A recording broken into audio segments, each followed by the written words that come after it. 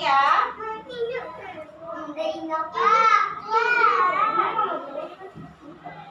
Ya, lanjut.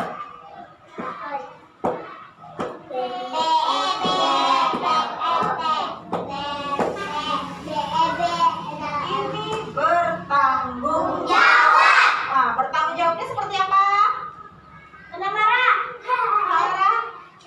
Kalau bertanggung jawab, anak ibu setelah mengambil pensil, setelah mengambil buku, ditaruh di tempatnya.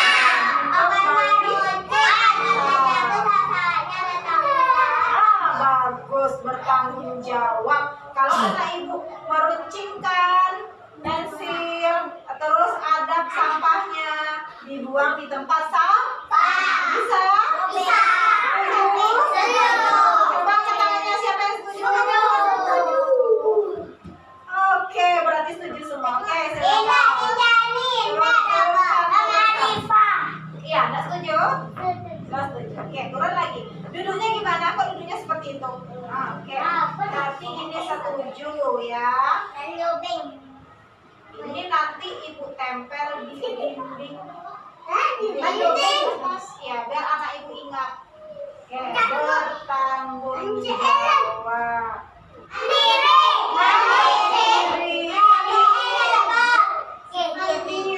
Mandiri ini seperti apa? Mandi sendiri. Oh iya, ambil buku sendiri. Ambil semuanya sendiri. Oke, bisa? Bisa. Oke, kalau di rumah ya.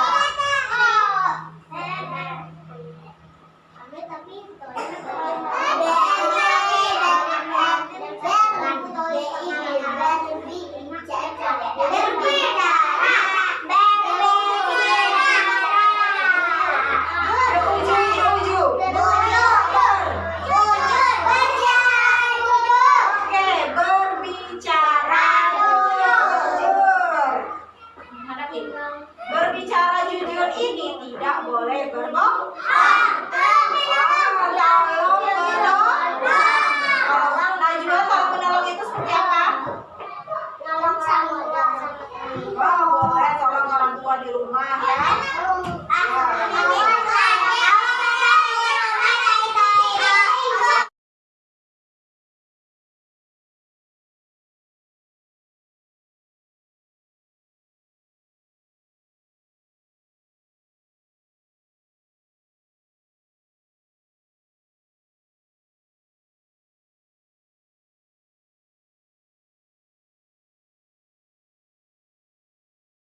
Assalamualaikum warahmatullahi wabarakatuh. Pertama sekali, marilah kita panjatkan puji dan syukur kehadiran Allah Subhanahu wa Ta'ala, yang mana pada kesempatan kali ini kita masih diberikan kesempatan untuk hadir di KB Kasih Ibu Kampung Baru. Dan tidak lupa pada Nabi besar kita Muhammad Sallallahu Alaihi Wasallam. Saya sangat berterima kasih sekali kepada Ibu Ketua Himpaudi dan Ibu Ketua PKG yang telah memberikan kesempatan kepada saya untuk menyampaikan materi yang saya dapat dari program Guru Penggerak.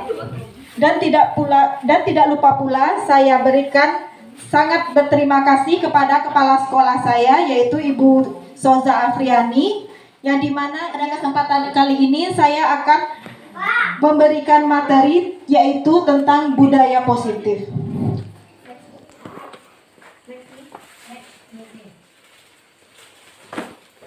Sebelum saya menyampaikan tentang budaya positif, di sini ada pertanyaan ibu-ibu. Pertanyaan yang pertama yaitu, apakah Bapak Ibu setuju jika memberikan hukuman dapat meningkatkan kedisiplinan anak? Apakah ada yang setuju? Tidak setuju.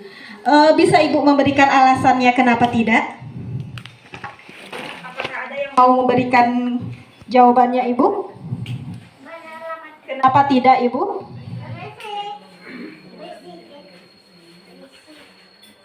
Ada yang bisa Ibu? Ya. Nah, oke. Kita simpan dulu ya Bu. Jawabannya kita simpan dulu. Yang kedua, apakah Ibu setuju jika memberikan hadiah dapat memotivasi belajar anak? Setuju? Alasan setujunya bagaimana Ibu? Bersemangat lagi untuk belajar itu dapat hadiah besok. Assalamualaikum warahmatullahi wabarakatuh. Kami dari KB Cendrawasih berpendapat setuju dengan adanya memberi hadiah untuk motivasi belajar anak. Karena dengan mendapatkan hadiah, anak lebih bersemangat lagi. Besok semoga dapat lagi hadiah yang diberikan oleh ibu guru. Hanya itu. Assalamualaikum warahmatullahi wabarakatuh. Apakah ada dari Ibu yang berpendapat berbeda dengan Ibu Tuti? Berarti setuju semuanya ya Bu? Memberi hadiah dapat memotivasi anak belajar. Oke, kita simpan jawaban ibu-ibu tadi dulu. Oke, lanjut. Ngebuci itu ngebuci. Oke, Ibu.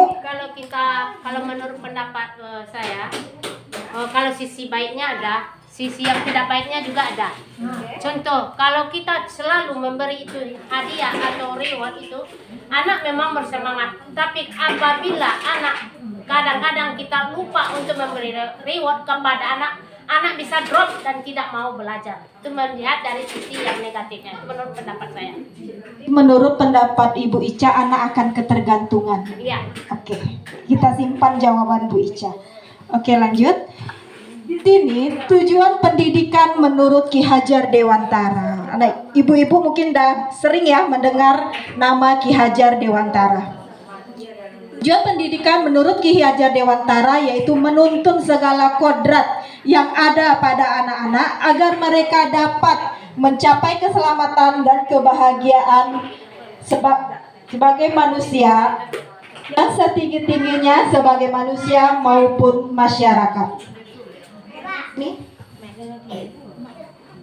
Di sini budaya positif. Budaya positif di sekolah yaitu nilai dan kebiasaan di sekolah yang berpihak pada murid agar mereka dapat berkembang menjadi pribadi yang kritis, penuh hormat dan bertanggung jawab sesuai dengan profil pelajar Pancasila. Ibu-ibu udah sering mengikuti pelatihan dan sudah sering mendengar profil pelajar Pancasila yang sering disebut dengan P5. Ada yang masih ingat Bu, profil pelajar Pancasila itu apa? Profil pelajar Pancasila itu lebih ke karakter anak. Itu yang pertama, beriman bertakwa kepada Tuhan yang Maha Esa dan berakhlak mulia. Yang kedua, berbehenika global. Yang ketiga, mandiri, bernalar kritis, kreatif, dan gotong royong. Ini adalah paradigma perubahan. Sebelum saya memulai menjelaskan dengan paradigma perubahan, di sini saya ada permainan sedikit, Ibu. Permainan di sini, permainan di sini saya sudah menyediakan kertas. Masing-masing ibu tolong tuliskan di kertas ini sesuatu yang sangat berharga bagi ibu-ibu.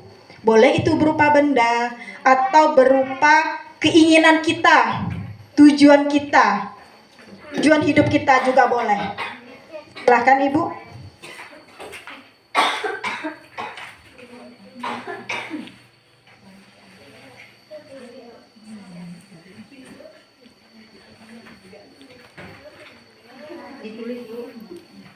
Ibu Safrida Yeni. Tugas Ibu Tuti, Bu Tut, itu membujuk Ibu Safrida Yeni supaya dia mau membuka kepalan tangannya. Apakah Ibu Safrida Yeni bertahan dengan prinsipnya, bertahan dengan keinginannya tadi, atau bagaimana? Ibu Sri Astuti pertama boleh merayu. Kalau nggak mau merayu, boleh sedikit agak dipaksa, boleh dihardik, boleh dibentak. Pokoknya bagaimanapun caranya supaya Bu Safridayeni mau membuka tangannya, mempertahankan. Itu tergantung dari Ibu Safridayeni apa yang Ibu tulis di kertas ini. Ibu Sri Astuti, silakan Ibu.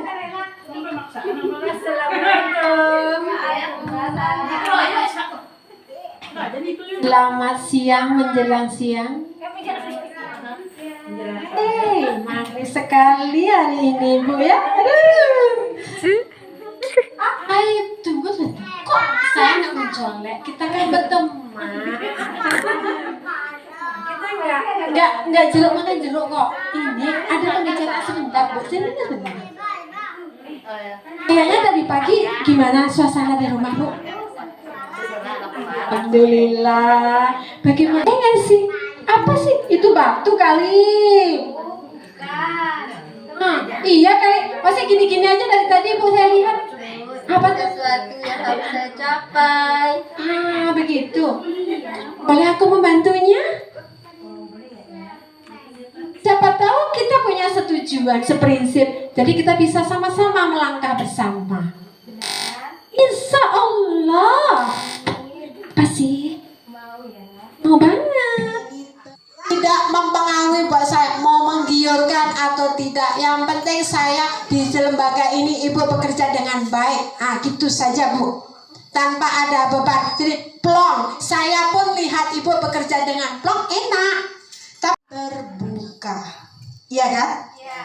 Tadi pertama dengan cara halus, dengan sebagai teman, tidak berhasil Bu Sri Astuti membuka. Namun dengan cara kedua, sebagai atasan Bu Safridayeni, terpaksa Bu Safridayeni membuka. Membuka Bu Safridayeni ini, dia mempunyai tujuan, mempunyai alasan. Mungkin alasannya karena takut, nak Bu? Karena takut, maka itu terbuka. Paradigma perubahan menurut William Glasser, dia meluruskan beberapa miskonsepsi tentang makna kontrol. Tadi Bu Safridayeni mengkontrol tangannya supaya jangan sampai terbuka.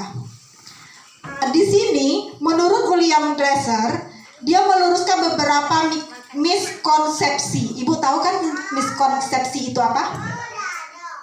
Konsep yang salah. Itu yang pertama, yaitu ilusinya bahwa guru mengontrol murid. Dari kejadian Ibu dengan Ibu Safridayeni tadi, di situ menjelaskan bahwa guru tidak dapat mengontrol murid. Ibu bisa kan, itu terjadi di lembaga ibu-ibu. Ada anak ini yang kita ingin dia mewarnai, ternyata anak ini tidak mau mewarnai. Ada anak Bu? Ada kan? Berarti guru tidak dapat mengontrol murid karena murid ini memiliki kemauannya sendiri. Tidak Bu? Oke? Bahwa semua penguatan positif, efektif dan bermanfaat. Di sini maksudnya Ibu, penguatan positif itu berupa bujukan. Terkadang bujukan ini kita lakukan kepada si murid ini untuk supaya dia mengikuti kemauan kita. Ya nak Bu? Itu pun tergantung dari kondisi anak-anak ini tadi. Kalau dia hatinya senang, dia mau mengikuti. Ketika anaknya yang tadi tidak mood, dia tidak mau mengikuti kemauan kita. Berarti di sini penguatan positif, bujukan seperti apapun yang Ibu berikan ke Bu Safridayeni tadi tidak berhasil. Nah Bu, berarti penguatan positif, efektif, tidak dan bermanfaat itu adalah salah ilusinya. Lanjut Bu tuh. Ilusinya bahwa kritik dan membuat orang merasa bersalah dapat menguatkan karakter. Di sini banyak kita jumpai, nak Bu. Kita mengkritik teman dengan cara yang bahasa yang lembut, tetapi pedih, menyakitkan. Di sini itu tidak benar, tidak menguatkan karakter seseorang. Bukan teman itu menjadi lebih kuat lagi. Kadang orang ini tidak mempunyai sama pemikiran dengan kita. Ada yang sifatnya mungkin keras orangnya, ada yang lembut hatinya. Kalau orang yang lembut hatinya, dia bisa down, Bu. Tapi kalau orang yang udah biasa jiwa pejuang, mungkin dia akan semakin menggebu-gebu. Nah, di sini berarti ilusinya kritik dan membuat orang merasa bersalah dapat menguatkan karakter itu adalah salah. Keempat, Ibu, yaitu bahwa orang dewasa memiliki hak memaksa. Apakah bisa seperti itu, Ibu? Tidak ya. Orang dewasa tidak bisa memaksa anak. Seperti kita di rumah sama anak, kita bisa memaksa anak. Mentang-mentang kita orang tua, kita harus turuti sama anak. Bisakah seperti itu? Tidak. Bagaimana caranya supaya antara orang tua dan anak memiliki kesepakatan itu bagaimana? Oke, orang tua harus memberikan contoh. Nah, selain itu, diskusi. Oke. Jika melakukan suatu kesalahan, anak itu jangan langsung dicap. Karena setiap permasalahan, walaupun itu perilaku buruk yang dilakukan oleh anak, dia memiliki tujuan. Tujuannya apa? Contoh, misal anak ini dia lagi main, tak ada temannya yang mau ikut main dengan dia. Otomatis dia mengganggu kawan. Iya kan? Kenapa? Karena dia tujuannya tidak dapat sama dia, karena dia tidak diajak oleh temannya, makanya dia berperilaku buruk. Ya, Bu? Bisa diterima, Bu? Oke. Di sini berdasarkan Stephen L, bila kita membuat kemajuan perlahan, sedikit-sedikit ubahlah sikap atau perilaku Anda. Namun, bila kita ingin memperbaiki cara-cara utama kita, maka kita perlu mengubah kerangka acuan kita. Ubahlah bagaimana Anda melihat dunia, bagaimana Anda berpikir tentang manusia. Ubahlah paradigma Anda, skema, pemahaman, dan penjelasan aspek-aspek tertentu tentang realitas. Di sini ada paradigma perubahan. Yang pertama yaitu stimulus respon dan teori kontrol. Jadi yang bagusnya yaitu teori kontrol. Kalau stimulus respon, realitasnya kebutuhan kita sama. Ya, bisa disamakan kebutuhan kita, Ibu? Tidak. Berarti teori kontrolnya kebutuhan kita berbeda. Berarti ini yang benar ya, Bu? Oke. Stimulus respon, semua orang melihat hal yang sama. Sementara di teori kontrol, setiap orang memiliki gambaran yang berbeda. Bu? Oke. Di stimulus respon, kita mencoba mengubah orang agar berpandangan sama dengan kita. Sementara di teori kontrol, kita berusaha memahami pandangan orang lain tentang dunia. Karena dunia itu luas. Jadi orang bisa melihat dari sisi kanan, dari sisi kiri, dari depan dan belakang. Jadi kita tidak bisa memaksa orang berputar ke tempat kita berdiri. Jadi kita yang memahami orang itu. Ya, Bu? Di stimulus respon, perilaku buruk dilihat sebagai suatu kesalahan. Sementara di teori kontrol, semua perilaku memiliki tujuan. Seperti yang sudah dijelaskan tadi.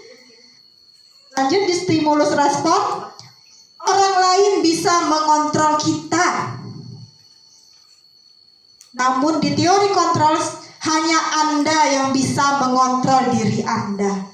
Seperti yang dilakukan oleh Bu Sri Astuti dengan Bu Safrida Yeni tadi, membuka kepalan tadi, itu tergantung siapa? Apakah tergantung Bu Tut atau tergantung Bu Safrida Yeni?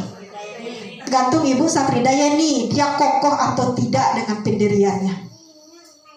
Ya, Bu? Di stimulus respon, saya bisa mengontrol orang lain, sementara Anda tidak bisa mengontrol orang lain. Stimulus respon, pemaksaan ada pada saat bujukan gagal. Tadi, Bu, tidak bisa membujuk, akhirnya pemaksaan lagi, nak, Bu. Sementara di teori kontrol, di situ kolaborasi dan konsensus menciptakan pilihan-pilihan baru. Kalau kolaborasi, Ibu udah tahu kan maksud kolaborasi? Bekerja sama. Sementara konsensus itu adalah kita menciptakan kesepakatan bersama.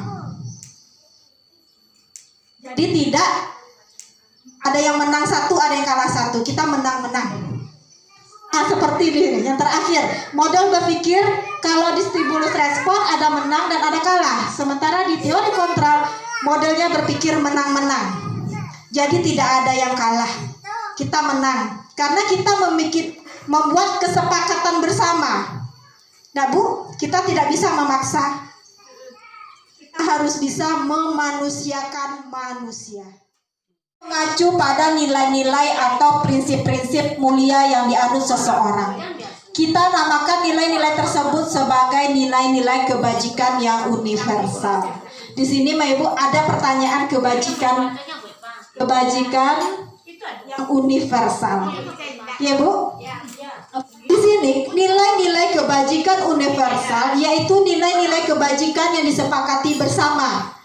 Tidak lepas dari suku bangsa, agama, bahasa maupun latar belakangnya. Nilai-nilai ini merupakan payung besar dari sikap dan perilaku kita, atau nilai-nilai ini merupakan fondasi kita berperilaku.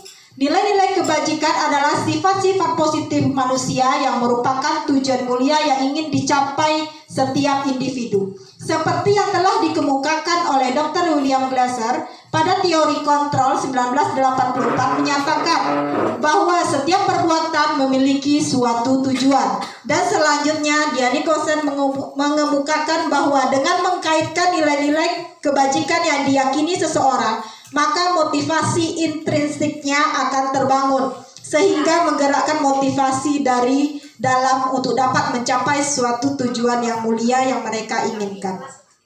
Di sini sebagai seorang pendidik, saat Anda perlu hadir di suatu pelatihan, motivasi apakah yang mendasari tindakan Ibu? Yang pertama, apakah Ibu hadir karena tidak ingin ditegur oleh pihak panitia atau pengawas dan mendapatkan surat teguran, atau karena ingin dapat transport, Bu? Oke, berarti yang nomor 1 tidak ya, Bu? Tidak ya. Oke, berarti yang kedua, apakah karena Ibu ingin dilihat dan ingin dipuji oleh lingkungan Ibu, atau mendapatkan penghargaan sebagai para sekolah yang berprestasi atau guru yang berprestasi?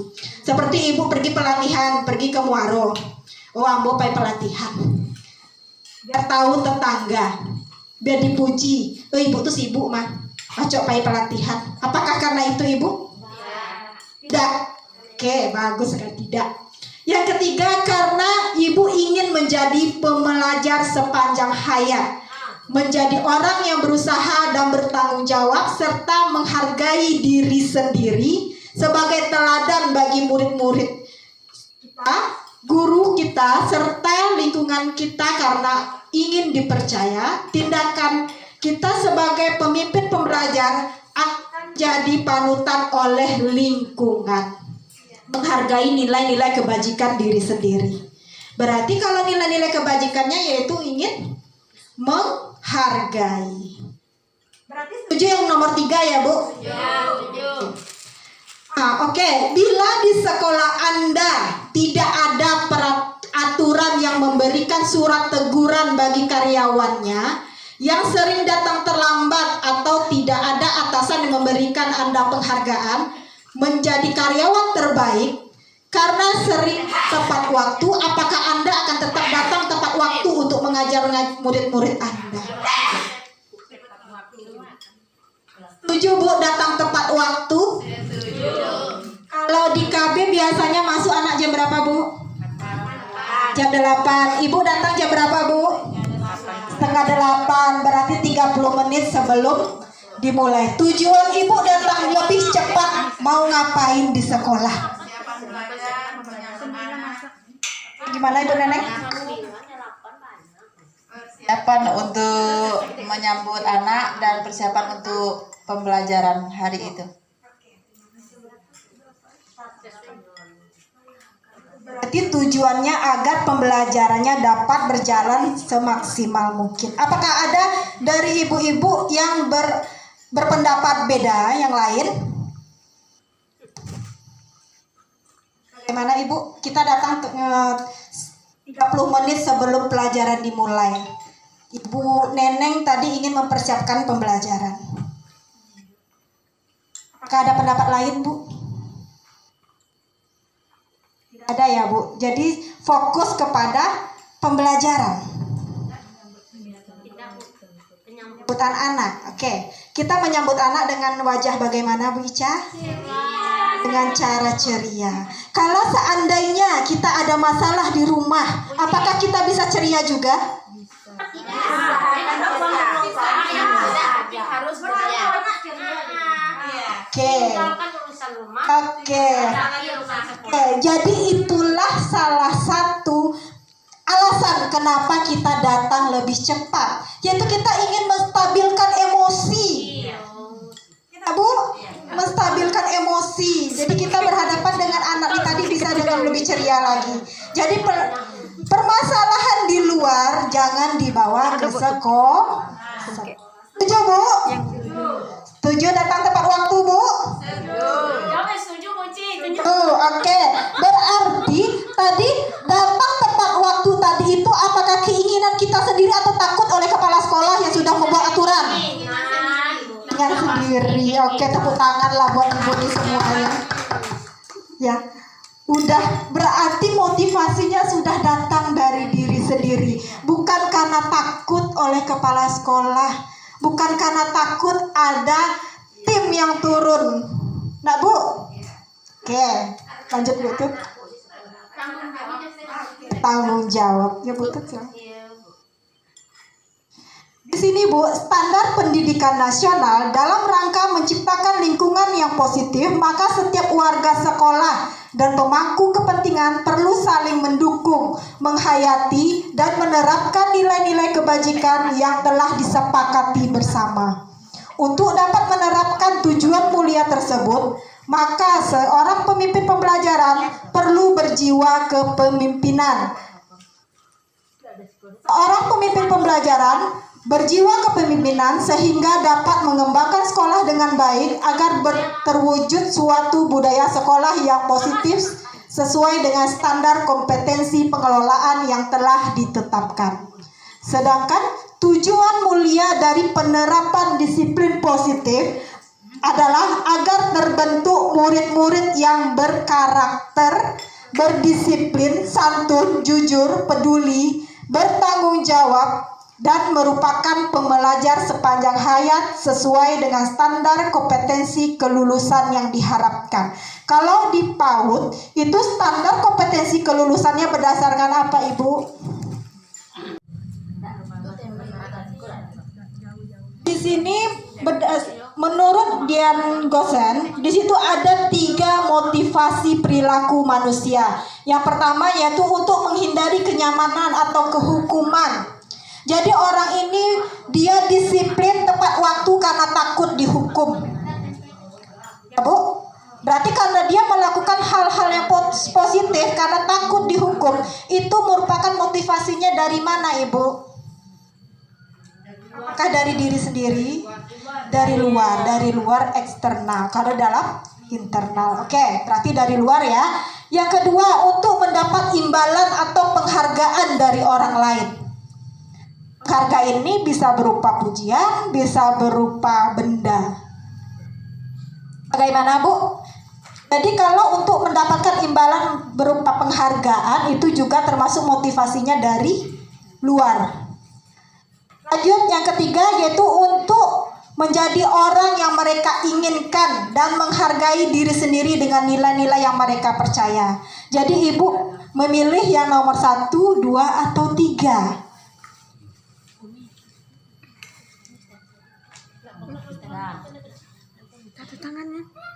Gimana, Bu? Nomor 3 ya, berarti menghargai diri sendiri. Kalau hukuman Ibu tahu kan hukuman itu apa? Biasanya kalau hukuman itu siapa yang memberikan?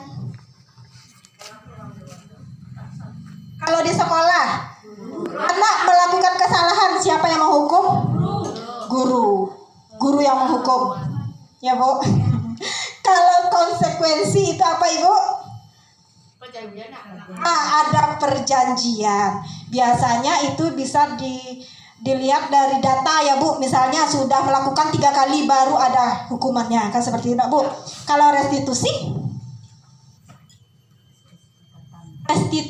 ini anak yang menyadari sendiri kesalahannya dan ia pun yang menemukan solusi dari permasalahannya. Ini restitusi. Ya, Bu, di sini hukuman bersifat satu arah. Ya, Bu. Misalnya ada anak yang tidak fokus belajar, silahkan keluar. Itu hukuman yang memberikan guru tanpa ada diskusi oleh anak. Ya. Yang kedua, konsekuensi ini terjadi sudah beberapa kali, ada ukurannya. Misalnya masih ribut juga anak ini berapa kali, silahkan keluar. Atau setelah melakukan kesalahan 3 kali, anak ini mungkin disuruh memilih sampah. Mungkin seperti itu ya, Bu. Jadi konsekuensi itu anak sudah tahu kesalahannya dan tahu hukumannya apa. Sudah disepakati. Oke, Bu. Nah, kalau restitusi ini dia, Bu. Restitusi adalah proses menciptakan kondisi bagi murid untuk memperbaiki kesalahan mereka, sehingga mereka bisa kembali pada kelompok mereka dengan karakter yang lebih kuat. Itu menurut Gosser 2004. Restitusi juga merupakan proses kolaboratif yang mengajarkan murid untuk mencari solusi untuk masalah mereka dan membantu murid berpikir tentang orang seperti apa yang mereka inginkan dan bagaimana mereka harus memperlakukan orang lain. Kembali lagi kepada pemikiran Ki Hajar Dewantara tadi, nak, Bu, memanusiakan manusia. Jadi kita tidak bisa memberikan hukuman sekehendak hati kita, karena mereka melakukan kesalahan itu mempunyai tujuan. Di sini menurut Alfikon, dia mengemukakan bahwa kalau dihukum oleh penghargaan, menurut Alfikon adalah cara-cara mengontrol perilaku seseorang yang menghancurkan potensi untuk pembelajaran yang sesungguhnya. Menurut Kon, secara ideal, tindakan belajar itu sendiri adalah penghargaan sesungguhnya. Berarti betul yang dikatakan oleh Bu Ica tadi. Kalau penghargaan itu bisa menghancurkan potensi. Contoh ya, Bu, contoh terjadi pada diri kita. Kita mengikuti lomba. Nah, Bu, kita yakin kita menang? Yakin lah. Kadang gini loh, Bu. Terkadang awak rancak dari orang tuh, tapi mana ada awak yang menang? Iya, yakin ya. Nah, Bu, ya karena itu tadi, karena teori kontrol tadi, orang memandangnya dari segala sisi. Karena pemikiran ibu dengan pemikiran kita, dengan pemikiran juri itu berbeda. Jadi yang harus kita pegang tadi itu, kita lakukan yang terbaik menurut versi kita. Karena kalau penilaian itu berbeda, Bu. Karena orang memikirnya itu berbeda. Penilaiannya dari segala sisi. Tapi kalau sudah kita udah yakin kalau kita menampilkan yang terbaik, kita mempunyai kepuasan sendiri. Jangan sampai karena ada lomba, nak, Bu, karena menghadapkan piala, nak. Ya, mengharapkan piala, mengharapkan penghargaan. Ya, itu mengharapkan penghargaan itu dalam jangka waktu pendek itu, Ibu. Bukan dalam jangka panjang. Tapi kalau kita sudah menanamkan di diri kita tanamkan, kita ingin memberikan penampilan yang terbaik. Menang tidak menang, kita sudah puas memberikan yang terbaik. Berarti itu adalah motivasi dari dalam dulu yang harus kita perbaiki. Jangan kita karena ingin dapat penghargaan.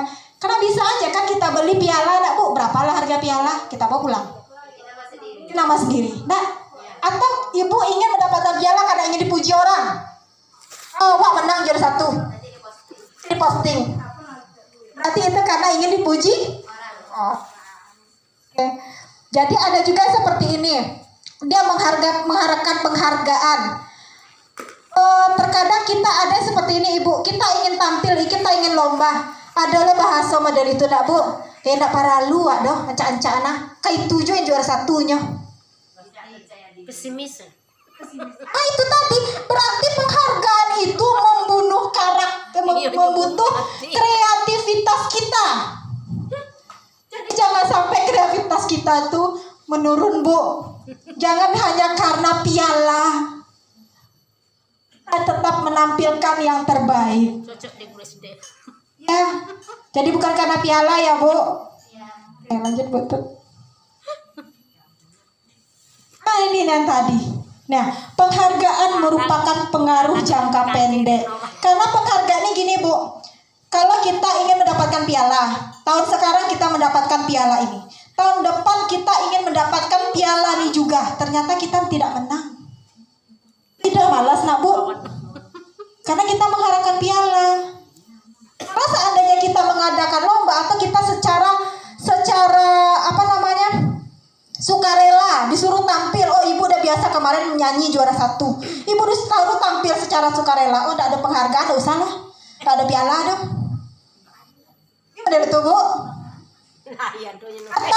Atau kita ingin tampil, ingin juara gitu nak Bu, ingin juara naik di atas pentas baraju berancak-rancak nak Bu. Kita karena dapat piala kita tampil secara maksimal. Ketika kita diundang sama orang untuk secara sukarela, kita tidak tampil maksimal. Apakah karena itu Bu? Apakah karena penghargaan atau karena pujian kita melakukannya? Tidak ya Bu. Kita kembalikan ke diri kita. Ya Bu? Oke. Nih penghargaan tidak efektif. Terus penghargaan dapat merusak hubungan. Ya karena itu tadi contoh di sekolah. Contoh di sekolahnya anak ini juara 1. Dia juara 1 Bu. Kiranya tahun depan anak ini tidak juara lagi. Otomatis dia tuh benci lihat gurunya. Ibuku nak sayang dia awak ledo. Dia awak juara ledo. Ya nak Bu. Jadi penghargaan itu dapat merusak hubungan. Gitu juga kalau ketika kita lomba, kita tidak menang, kita marah sama jurinya nak Bu. Ya Bu, marah sama jurinya Bu. Ya juri KKN gitu ya Bu. Marah kita karena jurinya? Tidak ya Bu. Kita harus berlapang dada. Oke. Berarti kita harus bisa meningkatkan kreativitas kita. Ini penghargaan dapat merusak kreativitas. Ini sudah dibahas tadi nak Bu. Oke. Berarti benar tadi yang bahasa Bu Ica tadi. Ya, kalau penghargaan itu ya tidak bisa kita pastikan untuk menambah motivasi belajar anak. Karena itu tadi, kalau kita lupa memberi pujian sama anak ini, sementara dia sudah terbiasa dengan pujian reward tadi, nak Bu. Kita lupa, akhirnya anak benci sama anak Bu. Bisa. Ya nak Bu. Atau anak ini di sekolah sukanya sama Bu Ica, belajar sama Bu Ica. Ketika Bu Ica tidak hadir ke sekolah, anak itu tidak mau belajar. Ya Bu. Ya Bu. Kita harus menanamkan itu sama anak, kesadaran mereka untuk belajar. Bukan karena guru si A, guru si B, guru si C, atau bukan karena dihukum, bukan karena penghargaan. Jadi udah terjawab tadi ya Bu pertanyaannya. Yang pertama tadi. Oke, lanjut Bu.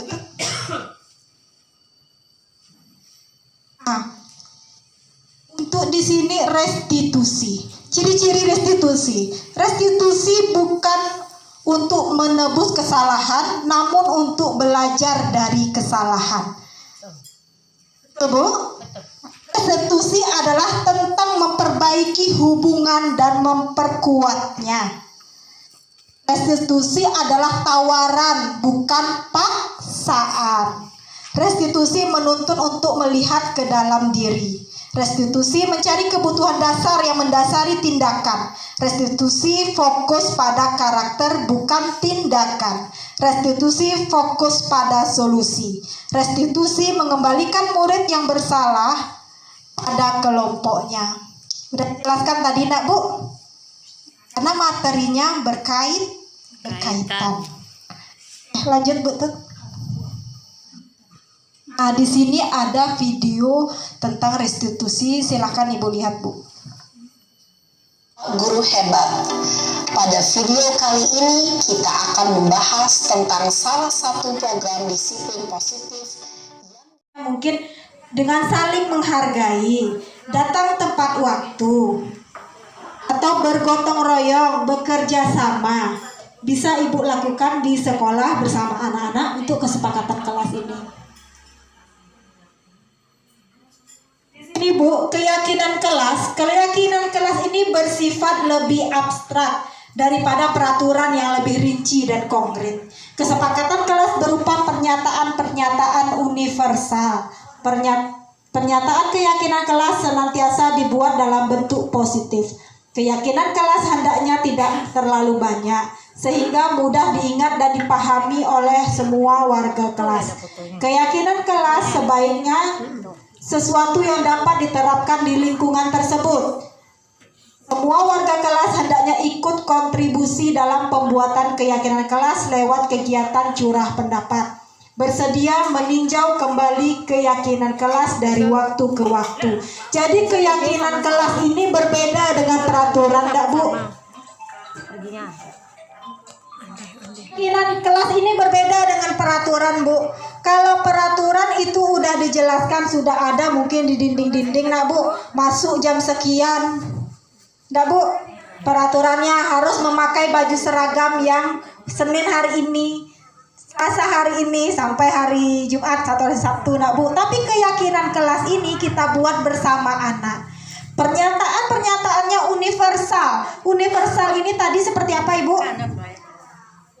Yang universal ini lepas dari suku, agama, ya Bu, bangsa. Jadi contoh, saling menghargai digunakan oleh seluruh agama Ibu. Ya kan? Saling menghargai, bergotong royong, bekerja sama, itu bisa Ibu lakukan di sekolah. Ini contoh kesepakatan kelas yang saya lakukan di kelas ya Bu.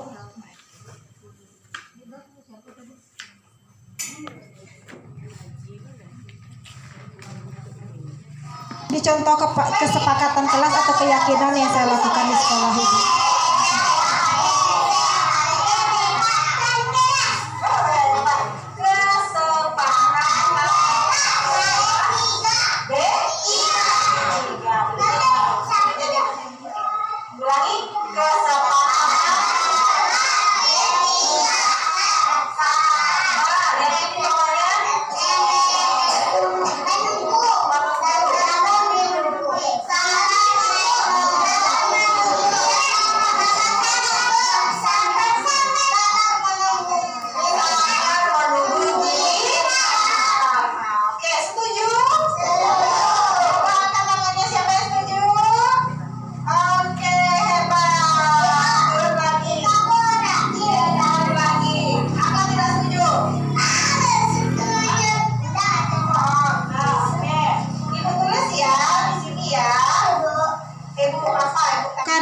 Mana yang paling banyak yang disetujui oleh anak, itulah kesepakatan kelas atau keyakinan kelas yang kita buat di kelas kita. Oke, Bu, lanjut pada kebutuhan dasar manusia. Kebutuhan dasar manusia ini ada 5 Bu. Ada 5 kebutuhan dasar manusia. Jadi ini 5 kebutuhan dasar manusia menurut Dr. William. Yaitu yang pertama yaitu kebutuhan untuk bertahan hidup. Yang kedua kasih sayang dan rasa diterima. Yang ketiga kebebasan. Yang keempat kesenangan. Dan yang kelima penguasaan. Untuk kebutuhan untuk bertahan hidup contohnya seperti maling tadi nak Bu. tidak terpenuhinya kebutuhan dasarnya. Dia butuh makan sementara dia tidak ada duit, jadi dia maling. Ibu, kasih sayang dan rasa diterima. Ketika kita di sekolah, ada ibu pilih kasih bu sama anak murid bu? Tidak ya bu, anak itu sama. Tidak ada pilih-pilih kasih. Kalau ada anak yang pilih kasih, ada anak yang ingin kita kasihi, ketika itu dia pasti akan bertingkah bu. Misalnya ibu sayang sama si A, ya si B ibu abaikan, pasti dia akan berulah nak bu. Karena kebutuhan dasarnya tidak tercukupi. Atau anak ini dia pergi sekolah tidak makan, makanya dia berulah nak bu. Berarti kebutuhan dasarnya tadi tidak tercukupi bu, karena dia lapar. Tambah lagi kurang kasih sayang ibu guru, tambah anak bertingkah. Di sini anak kebutuhan dasarnya itu kebebasan. Saya bertanya, apakah ibu ingin diikat? Tidak ya bu. Ibu ingin bebas nak bu? Bebas tapi terkontrol nak bu. Sesuai jalurnya. Kebebasan ini seperti itu tadi. Anak itu dia ingin belajarnya. Misalnya anak ini inginnya bermain balok. Ternyata ibu suruh dia mewarnai. Mau dia bu? Tidak ya. Karena kebutuhan mereka tuh berbeda. Karena anak nih tadi kreativitasnya itu berbeda bu. Jadi makanya kita melakukan pembelajaran yang berpusat pada anak. Bukan berpusat kepada guru. Bukan guru yang menentukan hari ini anak harus belajar ini. Tidak bisa bu. Nanti akan menyangkut pada kurikulum merdeka. Segala sesuatunya itu berpusat pada anak. Anak yang menentukan, bukan guru yang menentukan lagi. Makanya sebelum anak bisa dituntut untuk bisa mengenali dirinya, guru dulu yang harus bisa mengenali diri guru dan diri anak. Guru harus bisa memahami anak. Sebelum anak berubah, guru yang berubah dulu. Jangan dituntut anak untuk berubah sementara guru belum berubah. Jangan dituntut anak disiplin sementara guru tidak disiplin. Jangan dituntut guru anak menjadi sopan sementara guru tidak sopan. Anak itu mencontoh segala perilaku gurunya. Baik itu bagaimana cara kita bertingkah laku maupun cara kita berbicara. Ya, jadi model kita bu. Itu pun kalau sudah menjadi model, dicontoh semua nak bu. Jadi bahan omongan nak bu. Itu kebebasan, kesenangan. Karena kita ini kan kepinginnya senang nak bu. Tujuan belajar apa bu? Tujuan bermain apa bu? Tujuan bermain biar senang. Makanya dibuat belajar sambil bermain supaya anak senang. Jadi belajarnya itu bukan karena kepalanya tuh tambah ruwet gitu nak bu. Ya bu, jadi belajar itu buatlah pembelajaran menjadi menyenangkan bagi anak. Ini penguasaan. Penguasaan ini ibu guru tidak boleh pelit dengan jempolnya. Kenapa? Beri anak itu jempol setiap dia melakukan kebaikan maupun peningkatan terhadap kreativitasnya. Walaupun itu hanya sekedar coretan. Karena dia butuh diakui, oh saya sudah bisa begini loh. Kemarin saya belum bisa buat huruf A, sekarang saya udah bisa berhuruf A. Jangan sampai, bu, mereka bu, ayolah, atas itu. Jangan seperti itu nak bu. Berikan jempol. Ya bu?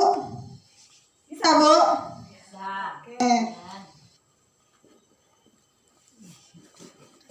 Kita lanjut pada posisi kontrol. Posisi kontrol ini ada 5. Yang pertama yaitu sebagai penghukum, yang kedua membuat merasa bersalah, yang ketiga sebagai teman, yang keempat sebagai pemantau, dan yang kelima sebagai manajer.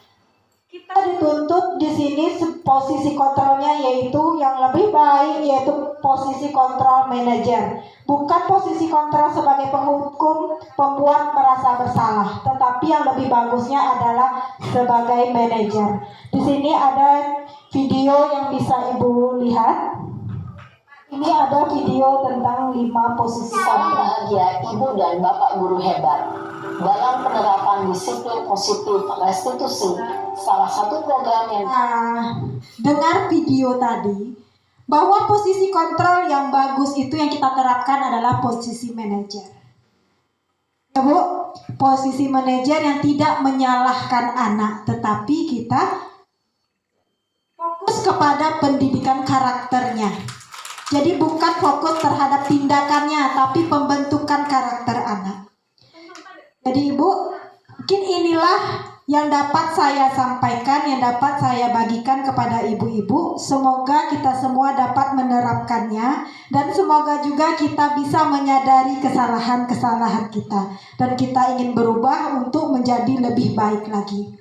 Terima kasih. Assalamualaikum warahmatullahi wabarakatuh. Waalaikumsalam warahmatullahi wabarakatuh. Yuk kita lanjut pada posisi kontrol. Posisi kontrol ini ada 5. Yang pertama yaitu sebagai penghukum, yang kedua membuat merasa bersalah, yang ketiga sebagai teman, yang keempat sebagai pemantau, dan yang kelima sebagai manajer.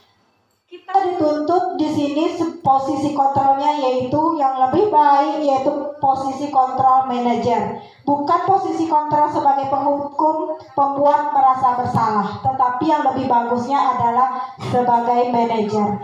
Di sini ada video yang bisa Ibu lihat. Ini ada video tentang 5 posisi salam kontrol. bahagia Ibu dan Bapak guru hebat. Dalam penerapan disiplin positif restitusi, salah satu program yang dengar video tadi bahwa posisi kontrol yang bagus itu yang kita terapkan adalah posisi manajer. Ya Bu, posisi manajer yang tidak menyalahkan anak, tetapi kita fokus kepada pendidikan karakternya. Jadi bukan fokus terhadap tindakannya, tapi pembentukan karakter anak. Jadi Ibu, mungkin inilah yang dapat saya sampaikan, yang dapat saya bagikan kepada ibu-ibu. Semoga kita semua dapat menerapkannya, dan semoga juga kita bisa menyadari kesalahan-kesalahan kita, dan kita ingin berubah untuk menjadi lebih baik lagi. Terima kasih. Assalamualaikum warahmatullahi wabarakatuh. Waalaikumsalam warahmatullahi wabarakatuh.